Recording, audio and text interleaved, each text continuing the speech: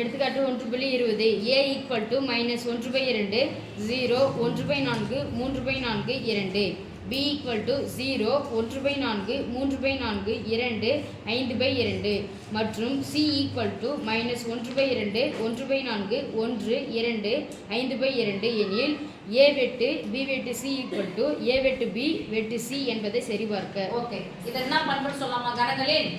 கணங்கள் என்ன பண்பு என்ன போட்டுருக்காங்க? வெட்டுக்கான சேர்த்து போட்டுருக்காங்க. அப்ப என்ன பண்பு? ஃபர்ஸ்ட் இந்த மாதிரி சரி பார்க்கணும் சொன்னாவே ஈக்குவல் டு லெஃப்ட் சைடு எடுத்துக்கணும், right side equal left side எடுத்துக்கணும் சொன்னா ஃபர்ஸ்ட் யாரை எடுக்கணும்? அப்ப லெஃப்ட் சைடு ரைட். அண்ணே இந்த வரேன் B யும் C யும் கம்பேர் பண்ணனும். கவுத்து போட்டு என்ன பண்ணனும்? கம்பேர் பண்ணனும். கவுத்து போட்டு என்ன பண்ணனும்? கம்பேர் பண்ணனும். B C கம்பேர் பண்ணுங்க. ரெண்டுத்துல யார் பொதுவா இருக்காங்கன்னு பாருங்க. 1/4 2 சொல்லவே இல்லையா? 2 ஓகே, லெஃப்ட் சைடு ஃபுல்லா A வெட்டு B வெட்டு C கம்பேர் பண்ணனும். A வையும் B வெட்டு C ஐயும். A பாருங்க, இதெல்லாம் கம்மியா இருக்கு நம்பர்.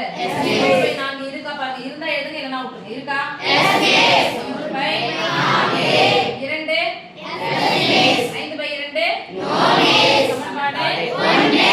அடுத்து right side bracket. Right side bracket யாருக்கா? ரைட் சைடு ஃபுல்லா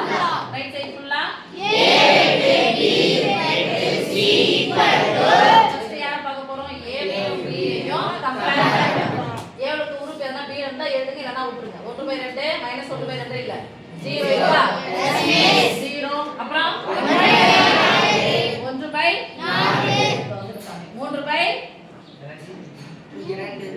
3/4 இல்லையா? சொல்ல மாட்டேங்கிறீங்களா? அடுத்தது 2. இப்போ A வெட்டு B ஐயும் யாரையும் கம்பேர் பண்ண போறோம்? அப்ப பாருங்க -1/2 இல்ல 1/4 இருக்கா? அடுத்தது 3/4 இல்ல 2 சமன்பாடு 2. சமன்பாடு 1 ரைட் சைடு 1/4 2 சமன்பாடு 2 ரைட் சைடு 1/4 2 ரைட் சைடும் சமம்னா லெஃப்ட்